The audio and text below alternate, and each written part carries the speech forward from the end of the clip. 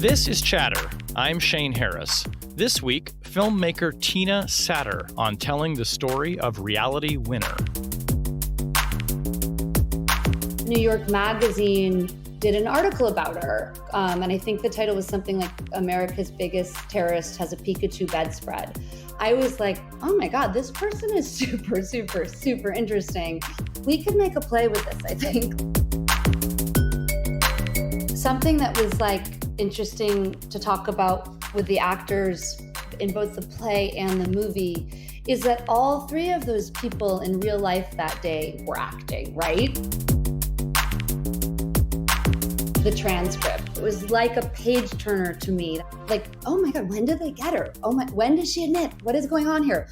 Why are they talking about cats again? I just was totally fell into this document.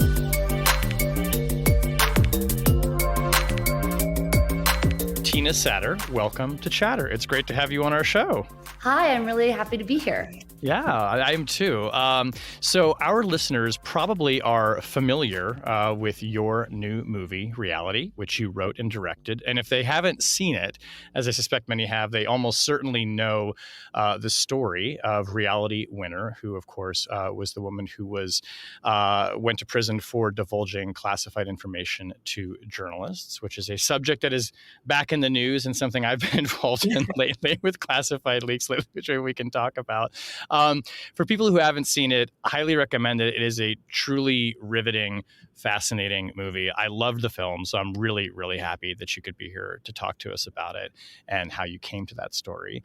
But what I thought we might start with is your background. Before you have spent most of your career in theater, where you've been a playwright, a producer, a director, had quite a notable and successful career in the theater. So tell us a bit about your background, where you grow up, and how did you make it to a career producing theater? Sure. I grew up in New Hampshire, and I was a pretty late bloomer to theater as a career.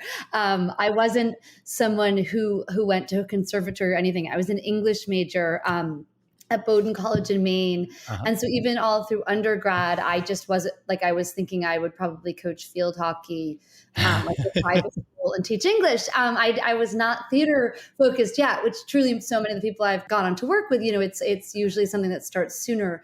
I mean, I'd been interested in the arts and exposed to things, but I didn't think of it as a life thing I would, delve into. And anyways, I ended up living out in Portland, Oregon, a year or so after I graduated from college, and on a weird whim started taking acting lessons and quickly realized I was not a very good actor at all. At all. But I was like, there's something about this form that's really fascinating to me, like this way of like live people and figuring something out on stage. And I was working at that time with very experimental theater makers, which actually became my world a bit even in New York, like not like the more experimental or the contemporary avant-garde, or there's a whole bunch of semantic terms for it. But it just became, at that point really intriguing to me as a way to think about questions I had, or that you could like play them up on stage and work with live people, like I said, was really intriguing. And so, eventually, I moved to New York City and went to graduate school for playwriting at Brooklyn College. And there was a teacher there named Mac Wellman, who was really seminal. And so many people today, from like Annie Baker to, Young Jean Lee and others, have studied with Mac. And I was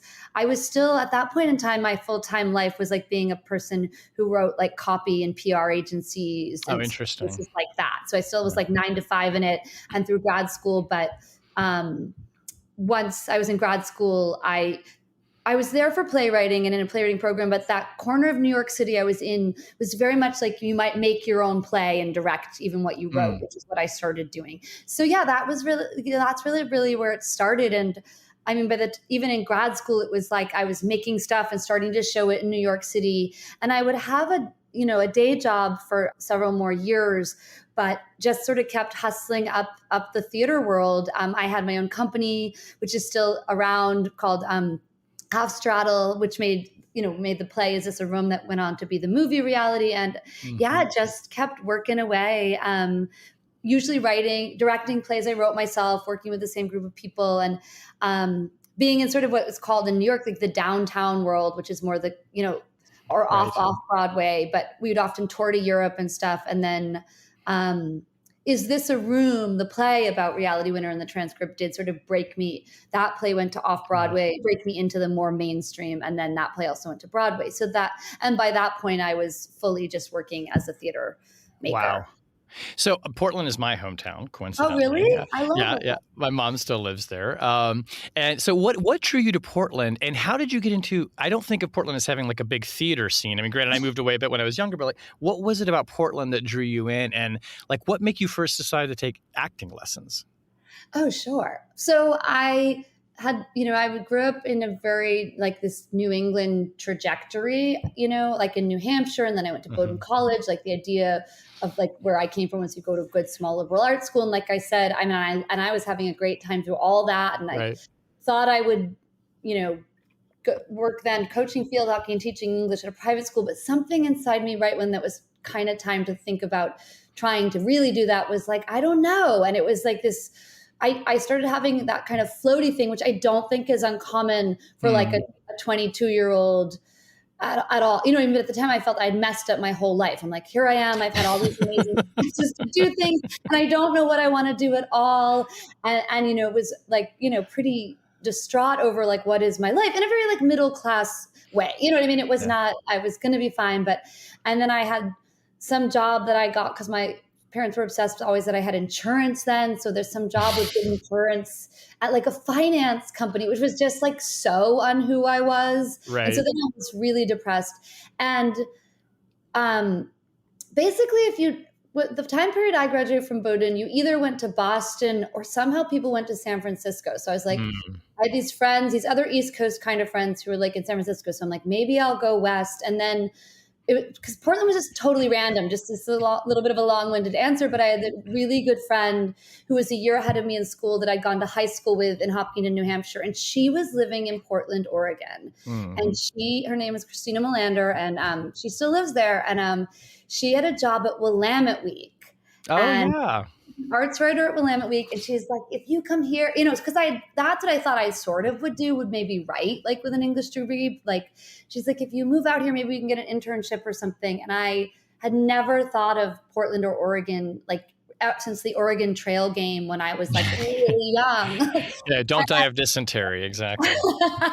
Anyways, it was this really like, what do I have to lose feeling? And I like got on a plane with my stuff packed up and moved out there. And it was for me a really life-changing 8 years. And I think it was leaving the bubble of New England. And I love New England and feel very attached to it. And like, my family goes back really deeply there, but it was the West Coast really was really helpful for me at that point in time. Like to see, like that sounds crazy now, but there were like people with tattoos and like really smart people who hadn't gone to college. Like this sounds so crazy, but I was from such a specific kind of like world. And it just really opened something up in me that there was more out there and in Portland. And I think that's part of what led me to take acting class. Like I just felt like things were more possible there.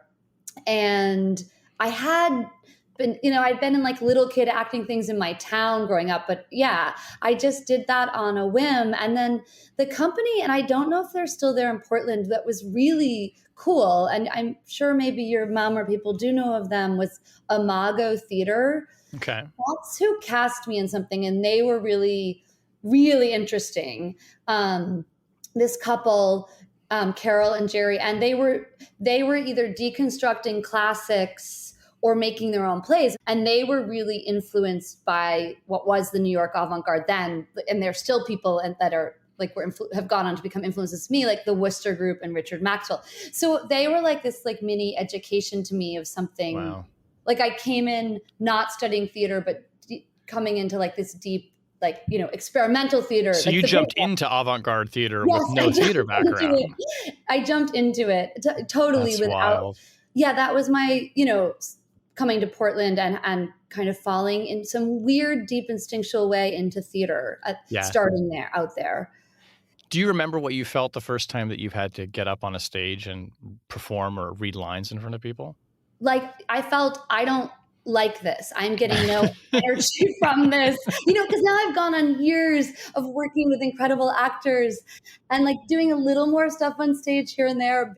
I just remember not feeling an engagement with it and realizing that's what actors must feel, right? And you can see that when it's good, right? When the good live actors and like, I'm not enjoying this and it's just kind of totally scary. And I think it's scary for actors and great actors still, but I could tell something was missing from the exchange for me. But I did like the feeling of being up on a stage with people and like locking eyes with people and knowing you have to get through this together. And I played a lot of team sports. So that part of it I liked, but it was much more fun to try to win a field hockey game than to try to like get through the play on stage. I love being outside a play and like you feel like you win on certain nights in a play, but I don't like being on the field for the play. Yeah.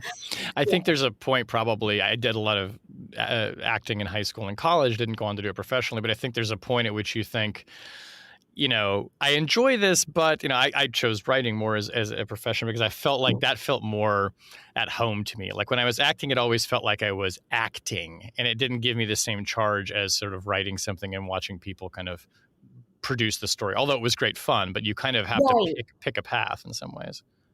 Totally. Yeah. Yeah.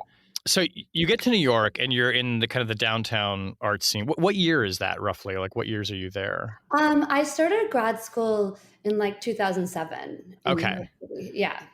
So I'm thinking like is like the downtown scene like Chloe Sevigny, Natasha Lyonne, that kind of thing? Or is it like, who are some of the names and faces? I mean, they're downtown, but they're not the downtown like theater scene. Gotcha. Mm-hmm. And so it's a very nuanced thing, but like the big mothership of that moment, well, there's an artist named Richard Foreman, but the one people might know indirectly is the Wooster Group because it's where Willem Dafoe comes up.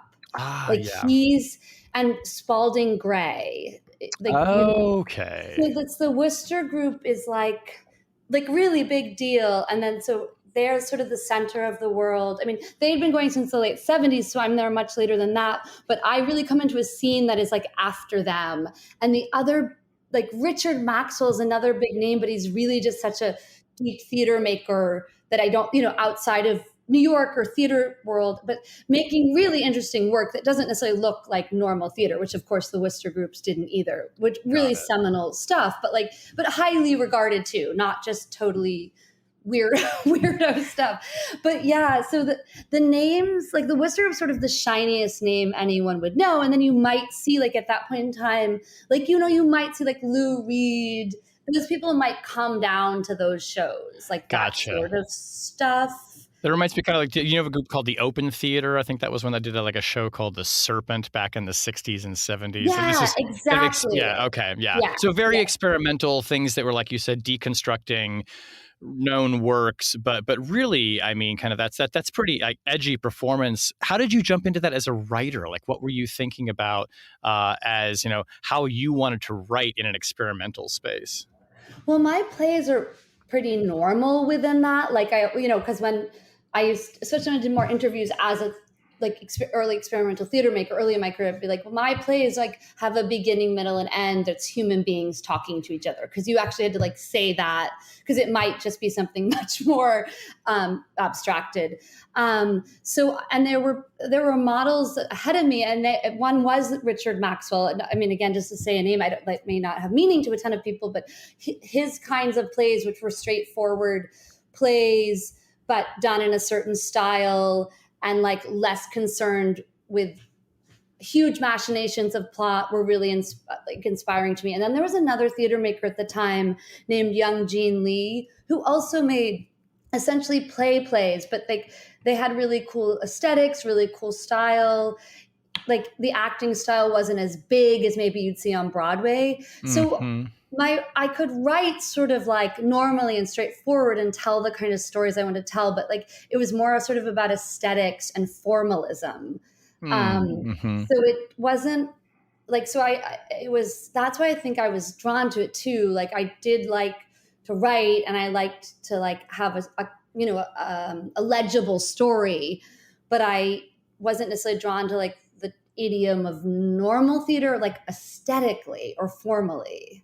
Yeah. So, And yeah. I can, it's interesting. I'm seeing how now maybe this kind of leads into reality. And before that, Yeah. This Is a Room, the play. So let's talk about that. But now, so how did you come to the story of Reality Winner, and what did you know about her before you decided to write about her?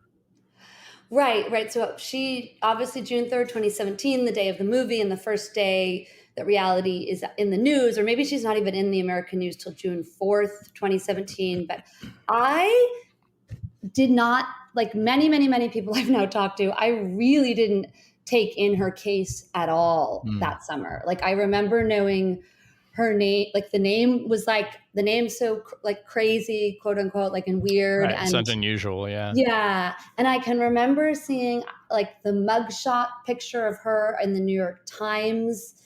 But I don't even think if someone asked me that summer or fall what Reality Winner was charged with, I had just not paid attention to it. And to my very like kind of generalist news reading, it was not a huge story. Like the way I mean, I'd actually been really interested in Snowden and Chelsea Manning, but that you could read a ton about just by sort of being a very average news follower. And reality wasn't in coming up in the same way, and I wasn't like tracking it down. And I do think other people have told me, I think I even somehow thought she was vaguely related to like a reality TV idea. And that, Yeah. so I just didn't pay a ton of attention. And it was 6 months later that New York Magazine did an article about her. And I think the title was something like America's Biggest Terrorist Has a Pikachu Bedspread. And New York Magazine was like an online thing, like their online version. I would usually cruise through like a couple times a week just to free reading, like to find whatever.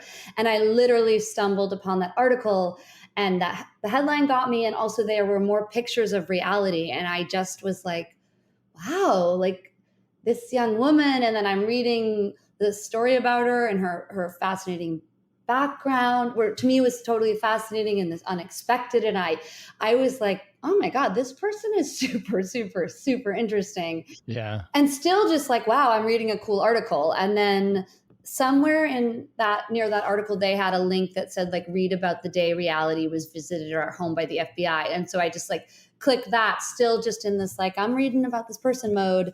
And that went to Politico, and it was like this scanned PDF of the transcript. And I was like, really like, whoa, it looked like a play to me. Like, and it had this, well, the seal at the top didn't look like the FBI seal at the top of the first page, didn't look like a play, but like kind of was like this exciting marker. I'm like, oh my God, it's this real document.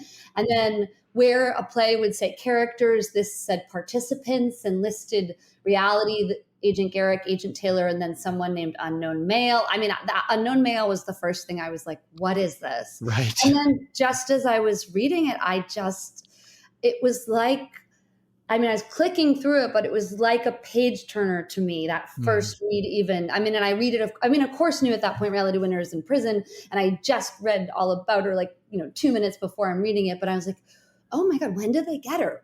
When did she admit? What is going on here? Why are they talking about cats again? I just like totally fell into this document. And I finished reading it, and I wrote an email like to the actress who would go on to play her on stage, Emily Davis, who's a great friend and a longtime theater collaborator at that point, and was like, do you know who this girl is? We could make a play with this, I think. Like, Because it's dialogue. You've had dialogue. Yeah. I mean, again, I'm to keep referencing someone like, a small but smart group of people in the world know. I think I was like, it feels like a Richard Maxwell play, this very straightforward sort of, like, even though they're not straightforward because it's so like neo-realism, it's the actual words, but there's just a very direct way of talking in it. And that's too, to me, it felt like plays I knew in a weird way. So it felt like, and the thriller aspect also made me feel like this could also be a movie. But my first way into something at that point was definitely a play. Right. So what was your, so for folks who remember that this, or who haven't seen the film, the movie itself, the dialogue is the transcript, and you make this very clear to the viewer when it starts. So like what you're about to see is the transcript of these two FBI agents who are recording the moment that they show up to Reality Winner's house on suspicion that she has downloaded this top secret document from work where she works it's an NSA facility, I think, right? Yes. And then has sent it to The Intercept, this media organization. So when did you make the decision that I want to do this as a story, but I don't want to rewrite it. I don't want to editorialize it. I just want to use the words that were spoken. What made you decide to go that route? Because it's a very unconventional route for a show about, real events that were in the news. Yeah, I mean, the first thing was just like this incredible artistic challenge because it felt so complete to me. Like, the first word is like this introduction, and the last word on the transcript is like literally says the date and the time, like ending it, and it just felt super complete to me, in a kind of eerie way. And so I was like just so intrigued by that, like artistically, like can this do it? And I would get our actor friends together in the city, just in our apartments, or sometimes we'd rent studio space and just have them read through it over and over. Emily Davis would always read reality, but we'd get other people to read the agent characters. And I was also sort of secretly casting in my head too, but like, and we'd finish reading it every time and I'd be like, oh my God, I think there's something there. And everyone would be like, yeah, maybe. But I just could feel there was something in it. And then once a little bit along, once I was like, I really think I love the challenge of this. And then I started to realize, like when it really sunk in, and it took like a little bit of time, weirdly and embarrassingly enough to be like, oh, she's real, she's living, this person's in prison. I mean, I knew that, but I had gotten so focused on the transcript as a mode that I was like, and she's a family, and I'm like, okay. The other thing that if we tell this, because I think we have this incredible opportunity to like see the state at work in a small room in a small house, like in one day in 2017, is if we do like, this is the first word, this is the last word, everything in between was what was said, is like the most strong way to do this. Like it's almost a version of not necessarily neutrality, but like, this is actually what happened. This is their record of it. Like this is from the FBI's administrative document of this day. Yeah, and what I found so compelling about this, and I have to say, when I was watching the film, and it kind of pops up, and you kind of, not warn, but you alert viewers to the fact that you're going to see as a transcript.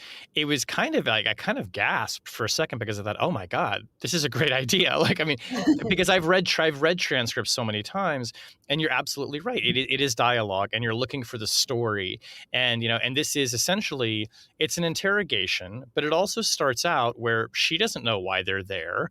They keep asking, do you know why we're here?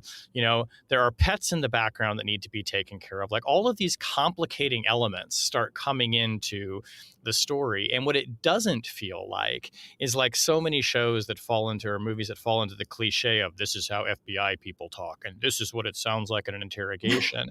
It's like at times it's banal, and it's like utterly tense. And there's something about the natural language and just the kind of administrative way they speak sometimes that it just feels incredibly authentic, even though, 99.9% of people who see this will have never been visited by an FBI agent. It feels incredibly real, I suppose, because it was. Totally. That was sort of like such an undeniable draw to it. And I think the other thing too, in terms of like, can this tell reality stories? Because they're questioning her, all this exposition, the details about her that were so fascinating to me when I read the longer form article come out. Like you, in this great way, crazy, traumatic way, but reality talks a bit about her relationship to the military. You learn that she speaks these languages. You learn that she teaches yoga and has her music on an iPhone. So that's also sort of such great, you get all these character details within it too. That was really exciting to think, can that hold for building character, like from what was also in this document? There's a scene in the beginning of the movie where we see her at work, and she's in this very nondescript office space, and she's sitting in a cubicle. And I believe it's Fox News is playing like on the TVs in the room. And it starts to kind of go to a sense of like, is there something motivating her to leak this particular document, which is about Russian interference in the 2016 election, which of course became a very politicized topic, and in the media as well. Was that something that she spoke to, or I mean, how did, when in terms of like your choice to set up this scene before she gets met by the FBI? What was your thinking about how to do that? Well, I mean, yeah, it's like that day is referred to a number of times in the transcript itself, right? Like Mm-hmm.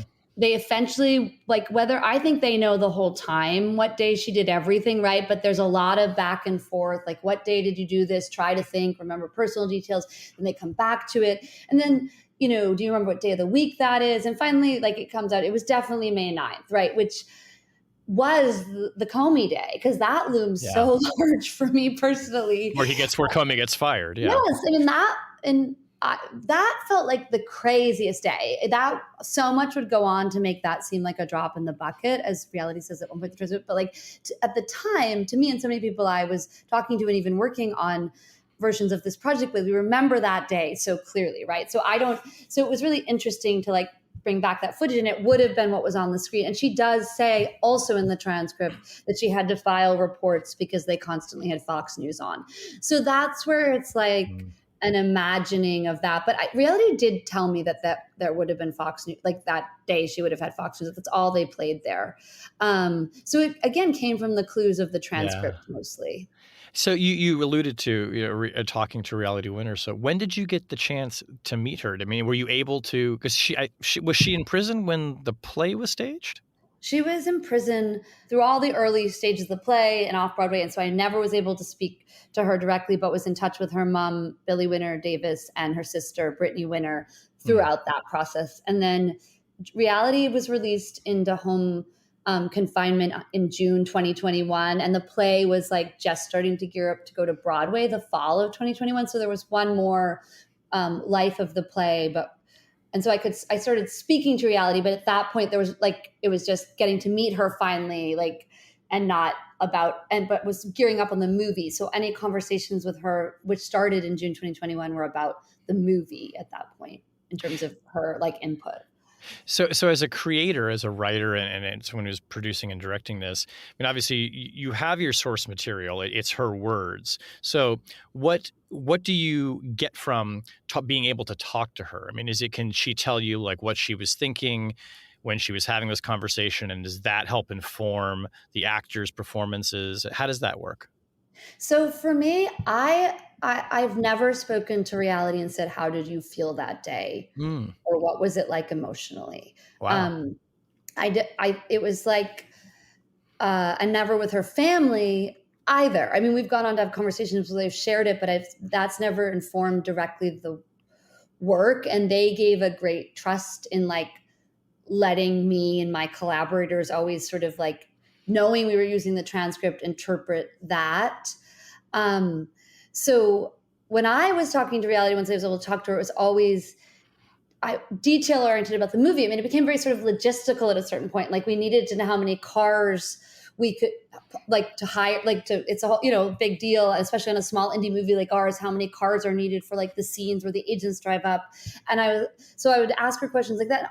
She would often share details that would sometimes dip into her emotional things, but like somehow I always keep that separate or something. But I will say Reality and Sydney Sweeney, who portrays Reality in the movie, had their own conversations. Like that Sydney asked if she, wanted to be in touch with Reality once she was cast. I asked Reality if she was wanted down to speak with Sydney. She was like, sure. And so they spoke.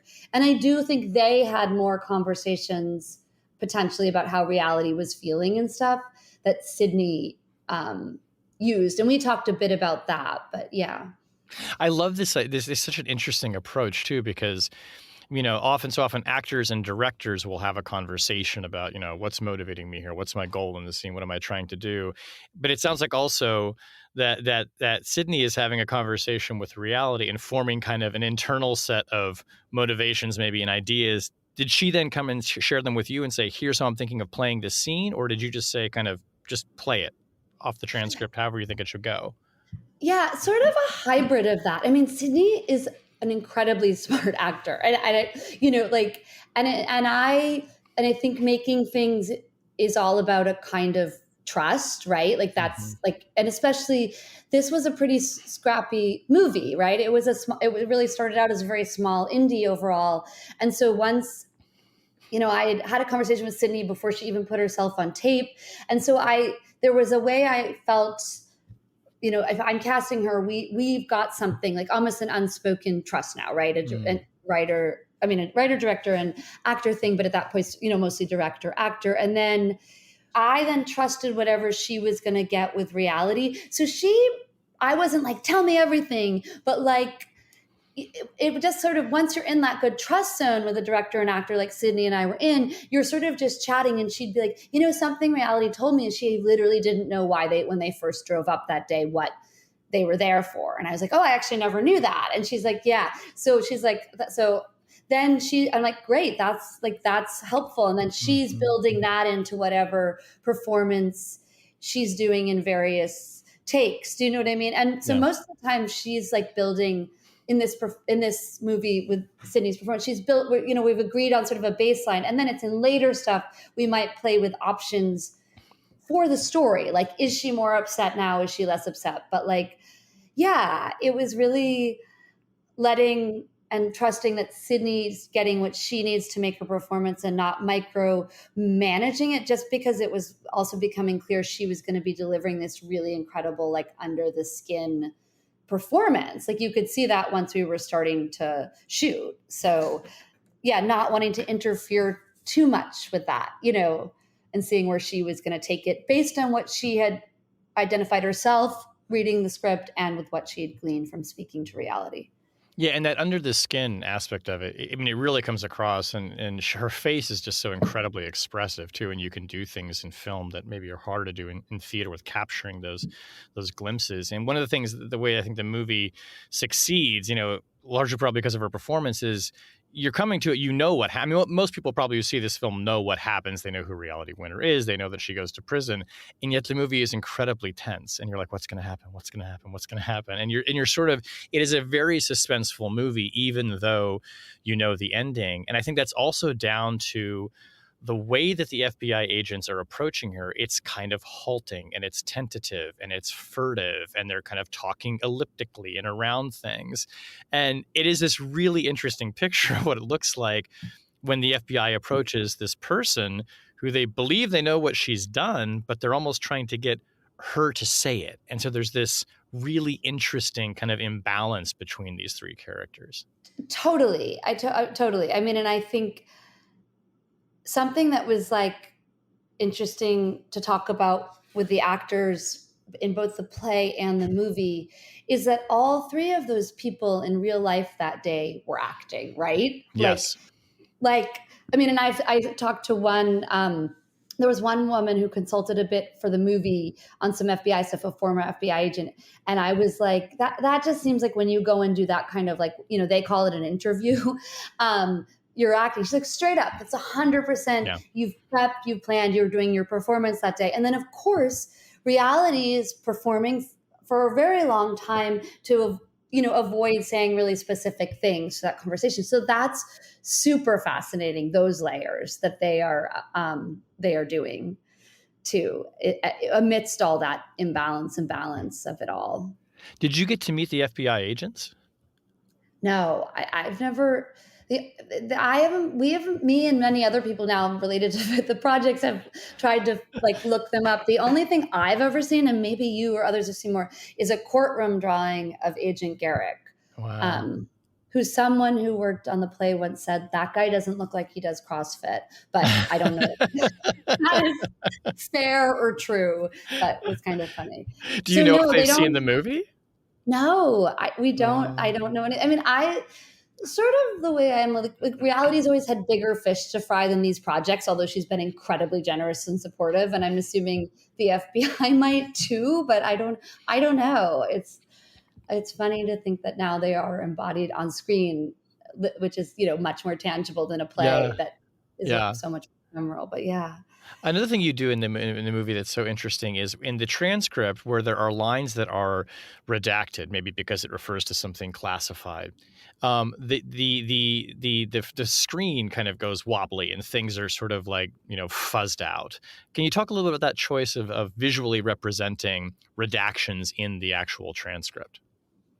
Yeah, I mean, like, so you were saying you read a lot of transcripts, which makes sense. I had not read a ton of them. I, of course, had seen them, and I knew what like a redaction bar was, but it was really striking to me when I would read the transcript to come to the black bars on the page. Even it was just so evocative, right? Like Yeah. right there is a sense of like someone is controlling something, and you can't see something, and they just formally and visually those black bars were just kind of do something. And so um, I really wanted to keep the rhythm of those and try to figure out how we could do them filmically. And it also felt like there was room to play with that in particular because of like the tricks you can do on film with editing and shooting and everything.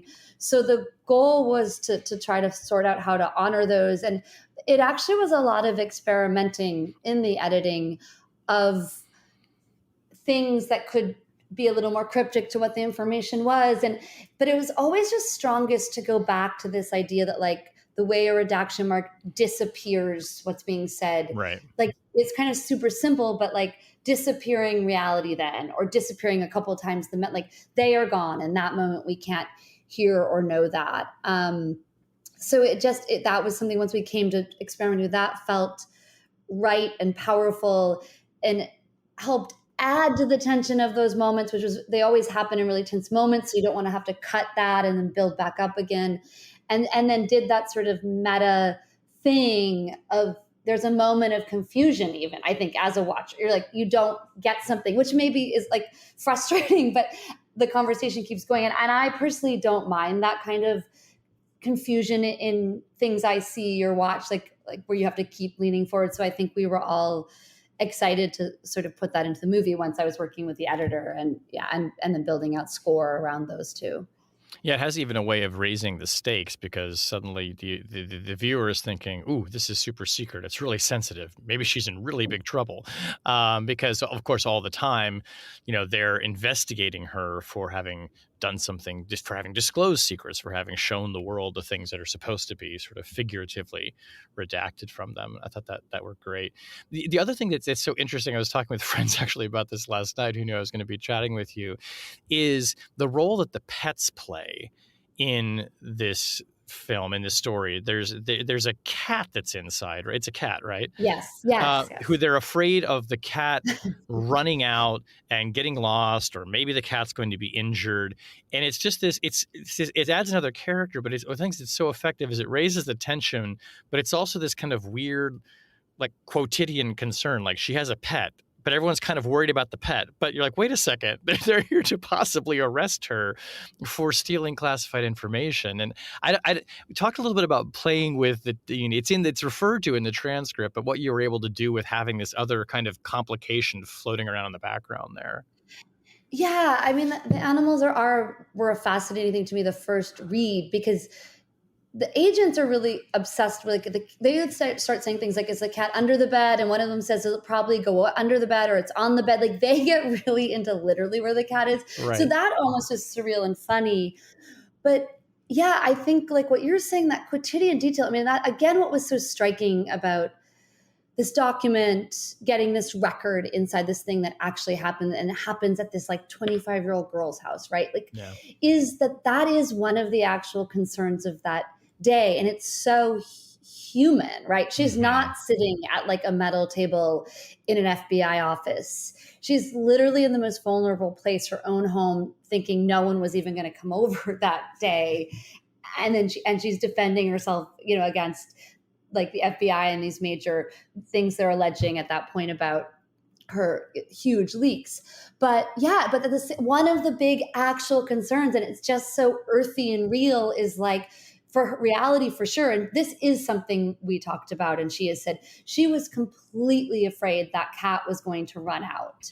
And she was afraid for the cat's safety, but she also was afraid if she suddenly ran to stop the cat, she was going to get shot. Oh, Like that's something geez. I Yeah. didn't know for a long time. So then you start like, then the stakes go from quotidian to like, oh, Yeah. that's how intense it is to be anyone home alone with 11 armed men at your house, let alone a young woman, right?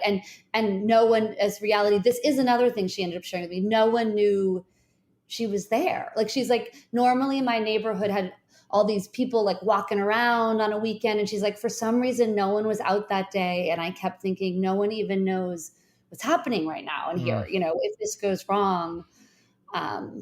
So yeah. Yeah.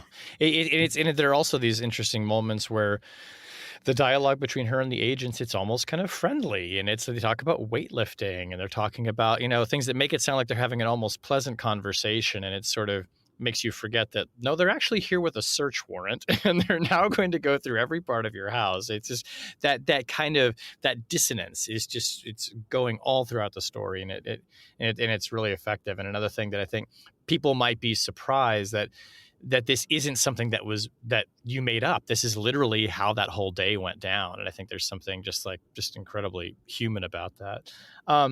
One way that the reality winner story, I will say this resonates a lot with journalists, and I'm curious if you have a thought on this, is her case often is held up, and the Intercept reporters aren't here right now, so I don't want to, they would have a response to this, but it often gets held up as a kind of instance of careless handling of a source, which is to say that the Intercept got this document. The document is reproduced in such a way that the government is able to tell, based on sort of very hard to see markings on the document, which printer it came from. I may have some of those. Maybe you learn more details that's not quite right, but it's often kind of held up as that reality winner, didn't obviously did not intend to get caught, but that this was a case where the people handling her case, weren't sensitive enough. But I don't know if that ever came up in your research, or if you have thoughts on that. Well, I mean, what you described is very much how I understand what happened too. So I know the same thing. And I think, when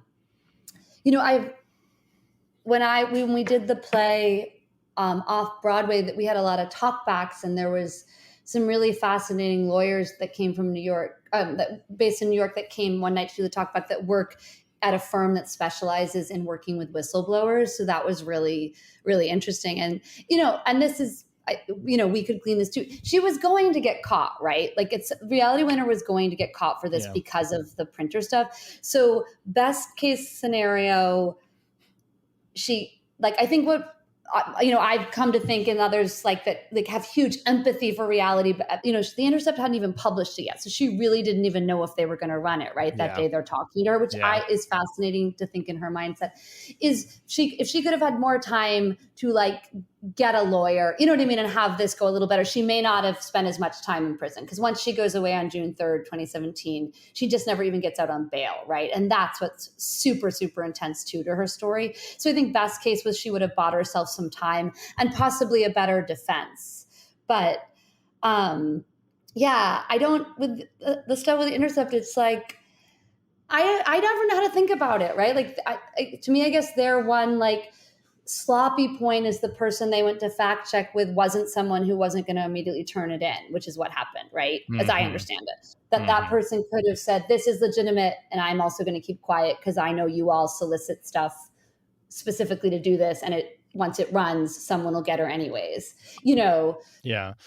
And talk a bit about, the sentence that Reality Winner received, because obviously, disclosing classified information is something the government takes seriously. There's a fairly prominent case playing out right now about that, involving both the former president and, a former Air National Guardsman in Massachusetts. But she got a really stiff sentence, I think most people feel. And just talk a bit about, as you've thought about this story, what are your thoughts on, the justice involving Reality Winner? Was it too much? Was it enough? I mean, what do you think about that? It's so complicated. And I think that clearly the state and a law like the Espionage Act has not necessarily kept pace with digital age and the security state, right? And like how life has actually evolved. So you sort of have these like essentially archaic scaffoldings around like how many people now have access to information. And if we are a democracy and believe whistleblowers or people who can like call out things are necessary to keep checks and balances when they're charged under the Espionage Act, they have like literally no way to defend that, right? So you're not even allowing that venue of that checks and balances coming from the people of the country, of the state. So that's like, to me, that it's like, so that's really big. That's like, you know, really going back to like thinking deeply and making changes in a holistic way, which doesn't seem like that's what happens, you know, at our government level. So to me, yes, of course, reality is like punished. Why? Like it was something that was literally useful to election boards and that Congress cited. Like it was, and she was like calling out truth to something that was being either lied about and or like diverted from the actual truth. And in the end, she wasn't putting anyone else in danger. But like, so then there's this hard line, but like you have to have those rules in place so people don't get in danger. But clearly she had this crazy punishment. And I don't like for what, since it was useful and also she was clearly not a threat. I mean, it's still to me, and this is in the movie, but like, it's still so wild to me, the section at the end of the movie where we use that archival of her prosecutors outside the court when they say this is the quintessential example of an insider threat. Mm-hmm. I always laugh. It's like a very dark laugh because I'm like, come on. Like that's crazy. And it's a young girl like who's written down or said to her sister, God, I hate America. You know what I mean? It's the worst place on earth, is then being used as like proof that she's against America. Right. I mean, I used to say that stuff all the time around that and have like you said for years, you know, like all that felt so relatable to me. That sort of pop way we all spoke, like this kind of like cynical, but then she actually cared about her country, right? Right, like, which is why she was leaking the information. She felt that people weren't being told the truth. Yeah. Yeah. It's just such a bigger thing. And I actually think it's really hard to compare reality to those other two cases. Yeah. To me, they're obviously pretty different, but yeah, I think they are. I think that's right. I mean, there's even in like the Jack Teixeira case, which I've been writing a ton about. Yeah. He wasn't a whistleblower. I mean, he was just appeared to be leaking things to sort of impress people. And and one of the things I think is so also interesting about your film, and it's surprising to me because you did just use the transcript. So there's really not any like editorializing by you in any like, at least heavy way, is the film does not come, it's not a work of advocacy. And so many times I think when people make movies about whistleblowers, whether it's like Oliver Stone's Snowden or others, or where Daniel Ellsberg is portrayed in The Post, right. It is you can feel the writer and the director leaning into it affirmatively and saying, this was the right thing to do. They did a good thing, although a complicated thing. But even though you're just using the transcript, I think it's actually a very sympathetic portrayal of Reality Winner. And I was a little bit surprised by that. I wasn't sure if my reaction was going to be, well, this just feels kind of compelling, but clinical. And I don't walk away with it necessarily with a strong opinion or feeling that the filmmaker had an opinion. But it does seem like it's an empathetic portrayal of her. I don't know if you intended it to be that way or not, but it's just remarkable to me how you kind of take her side in the end of it, I think, is that the viewer does, I feel. Yeah, I mean, because you're hearing reality in her own words, and because she actually sort of sticks with that conversation. Do you so many people are like, why didn't she call a lawyer? And it's like, I don't think many people know what it's like to have the FBI at your door, and I don't. She was probably terrified. Yeah, it doesn't seem weird to me at all that someone as smart as her didn't necessarily call a lawyer. But she, there's an earnestness to her, actually, even though for a while she lies, and those are her words. Yep. And Sydney, of course, is doing a portrayal, and I guess you could have her be looking really mad at them, but it's just not in the language. She's actually, because the transcript even has the parts where she laughs.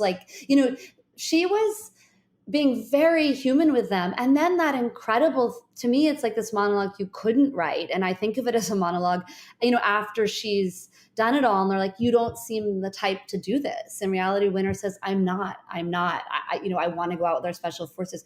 It's such a human. And at that point, she has nothing to lose. She's literally telling them everything sort of at that point, because she's smart enough at that point to definitely know that the jig is up and her life is changing by the minute and it's not going to be good. And she says that's, to me, incredibly moving human thing of like, I sit in this place every day. Why do I have this job? I'm going to be helpless, which again, I feel so relatable to, like, even if don't have access to state secrets or things, like if I did, you could see like, fuck it, I'm going to send this, excuse me for swearing. But so I just think you get her in her own words and her own, those words have emotion no matter what way you choose to play them, I think. Yeah.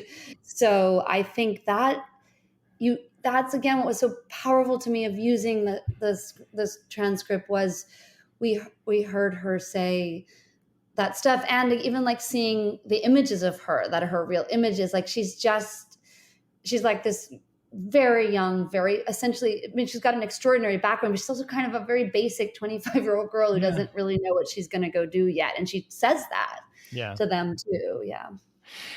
So do you, as a creator, do you want to return to other national security related stories? Does this feel like, you as I'm sort of having this image of you jumping headfirst into experimental theater, and boy, you jumped headfirst into writing about like law enforcement and intelligence and secrecy, because it's quite a thing to just grab this transcript and portray it. Is that a subject matter you want to return to, or what do you have in mind next, if you can talk about it? Yeah. I love Citizen 4, right? I think that's really a great documentary. Yeah.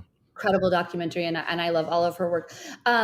So I've always said this, and I could have read all the details of reality, and if it was a young man, I don't think I would have been like, I'm making a movie about this.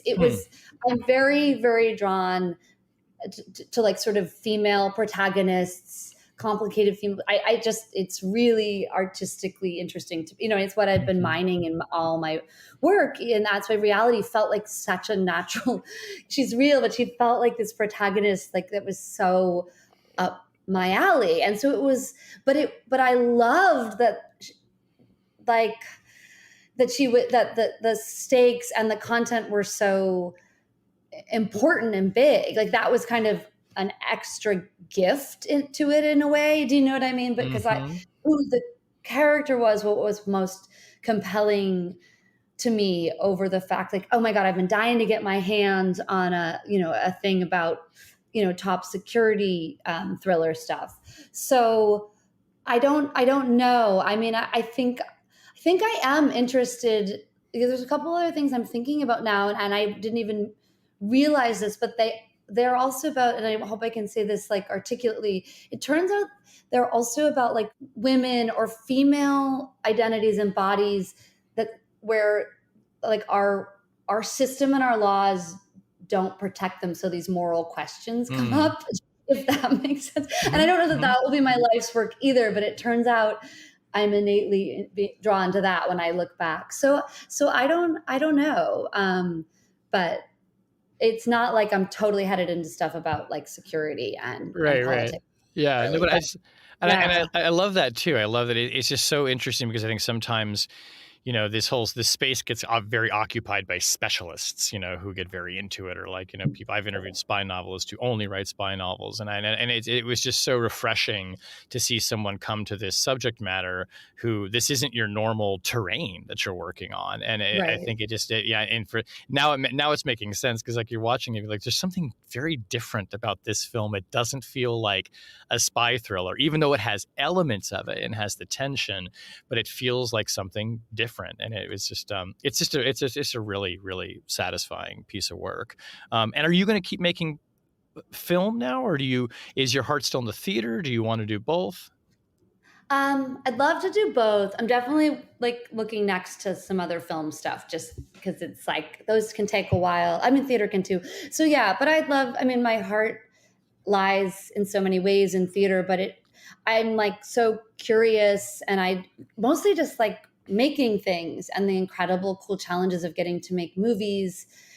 has been super exciting. I mean, I'm so grateful I got the opportunity to do this and the incredible producers who believed in it. So I'm definitely like looking to, see what else I could do that and learn more and make more there for sure.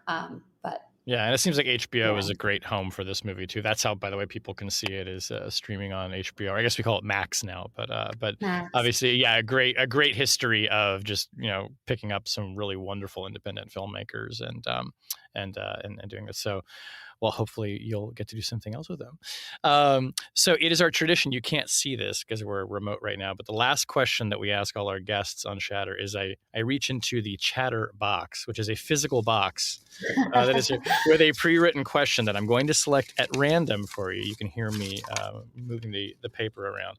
And this is going to be the last question I ask you. So here it goes. Okay. This is actually kind of funny given what I just said about you not making spy movies. Tell us your favorite or least favorite spy or political thriller movie or TV show, if you have one. I think my favorite is Wag the Dog for me. Oh, that's so good. Yes. And then it was tied with Veep, though. I'm obsessed with Veep. Oh, my God. So. I always tell people think that House of Cards is how Washington works. I'm like, no. Veep is how Washington works. Is it Veep? My God. That makes me sad and happy because right? It's so funny. Yes. No, but those are too great. I love Wag the Dog. That's you remind me. I have not seen that movie in such a long time, but it is such a just like deliciously cynical film. I love that story. Yes. I mean, it's one of those like it's come back to me. I'm like that imprinted on me. Do you know what I mean? Even though I didn't think like this was like the thing. So somehow that did imprint on me because I really remember thinking that was. Cool. Yeah, and I feel like any movie where De Niro is being super understated is like that's fun. It's great. Well, Tina Satter, this has been such a really fun and interesting conversation. Again, the movie is Reality. Folks should go check it out. Congratulations, it's terrific work, and thank you so much for coming on the show to talk to us about it. Thank you so much. This was really, really fun to talk to you, and I really appreciate it.